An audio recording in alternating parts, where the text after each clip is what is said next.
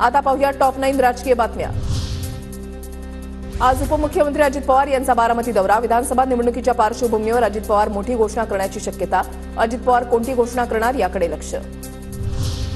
लाडकी बहीण योजना कायमची सुरू ठेवायची आहे। योजनेचा फॉर्म ऑगस्टमध्ये भरला तरी जुलैचे पैसे मिळतील, अजित पवारांची माहिती।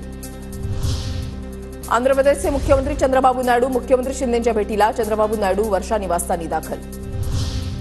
काँग्रेसमधील मतफुटी प्रकरणी याच आठवड्यामध्ये कारवाई होणार। हायकमांडशी चर्चा करून निर्णय घेतला जाणार, सूत्रांची माहिती।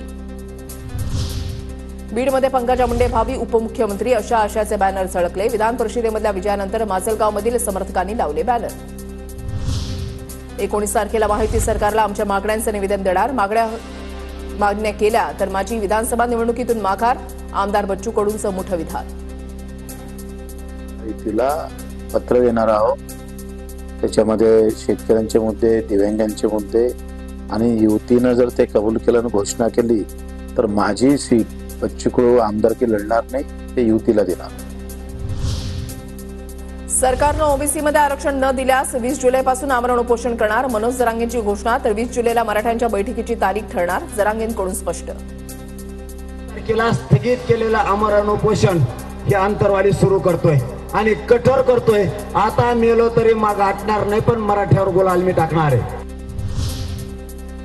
मुलांचं भविष्य हिसकावायला मुंबईमध्ये याल तर ओबीसी शांत बसणार नाही। स्वसंरक्षणासाठी आम्हाला हत्यारं उगारावी लागतील, ओबीसी नेते प्रकाश शेंडगेंचा जरांगेंना इशारा। मुलाबाळांचं भविष्य हिसकावण्यासाठी तुम्ही मुंबईत येणार असाल तर मुंबईचा आमचा जो ओबीसी आहे, जो भांड्या तो शांत बसेल?